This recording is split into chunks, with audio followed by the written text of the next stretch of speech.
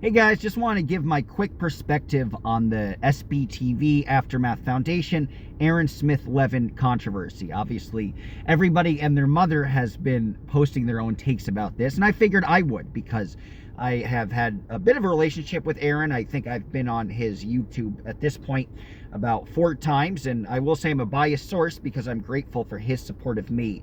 And initially, when everything happened with the Scientology scene, when I was a local news anchor, and of course I put up a story exposing the truth and remarking that Lisa Marie Presley was wanting to testify against Danny Masterson in the retrial, and that after her death, that was not noted as part of her legacy. And I thought that was kind of heroic that she was preparing to testify against the church that she had been a part of for a multitude of decades.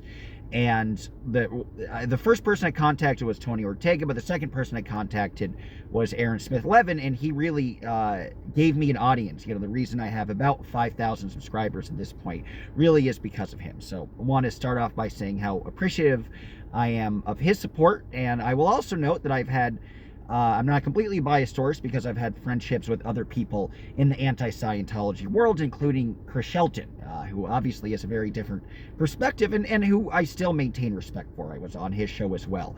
But I wanted to give a perspective only because I'm on a family foundation, a non-for-profit. And so I have a little bit of anecdotal expertise, I guess, or some anecdotal knowledge about how all of these things work, and really, if it was fair, knowing the bylaws and the machinations of the non-for-profit world, is it fair that Aaron got booted? And I will say, I would think not. And I'll give you a story, kind of a fun, silly story. So I was on a family foundation. My great-grandfather founded a textbook publishing company called Prentice Hall. My middle name is Prentice. You might have opened a textbook and seen Prentice Hall. My grandfather sold it, but he certainly made a nice chunk of change from that. And with that, my great-grandfather started a foundation that advocates for arts improvement in various cities, that advocates for helping the disempowered, for ending food insecurity, and making sure that there aren't food deserts around so residents get access to healthy food.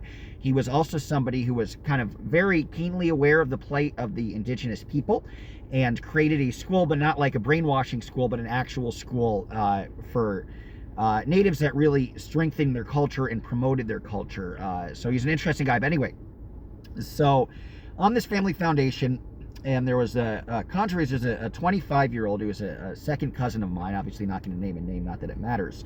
But he, you know, and this is relatable because he got so hammered one night, and the entire family comes together twice a year to give out grants. And foundation is worth more than the aftermath, so I should note that in comparison to, I think they're worth about 10 million, give or take.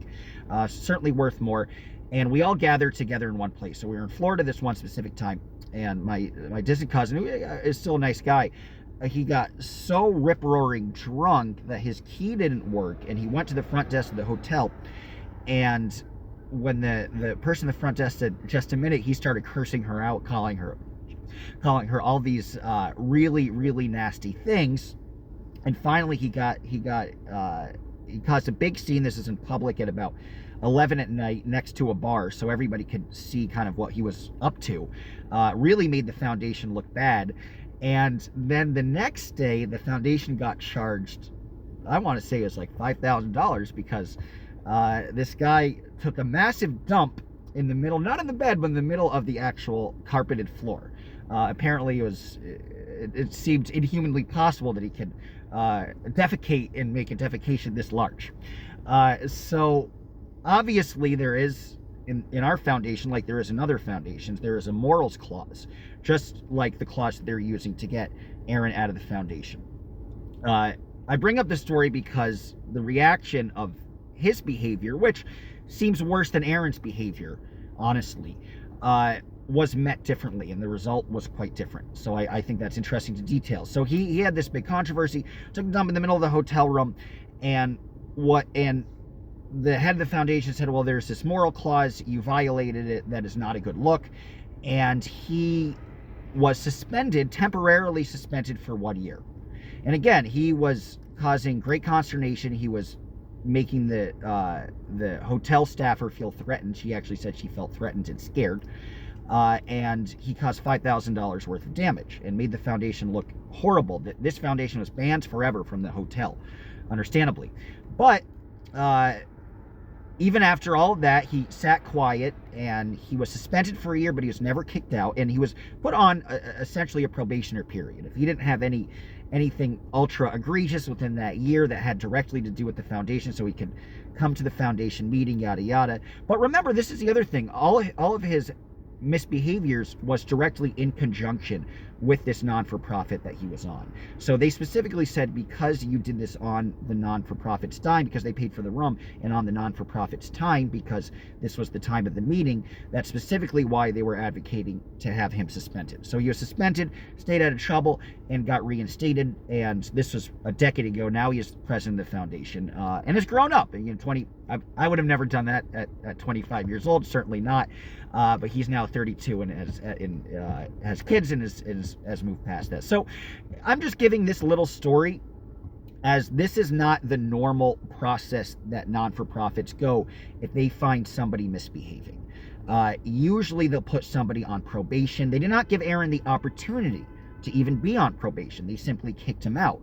Or they say, we will want you to resign, but not in 6 months, but we'll want you to resign in like 3 years. So I'm going to phase out my time on the non-for-profit and then go. And usually if they're asking somebody to resign and there's still some goodwill, they'll ask him, well, when would you like to resign? And would you like to be given that time frame? Aaron was not given that time frame whatsoever.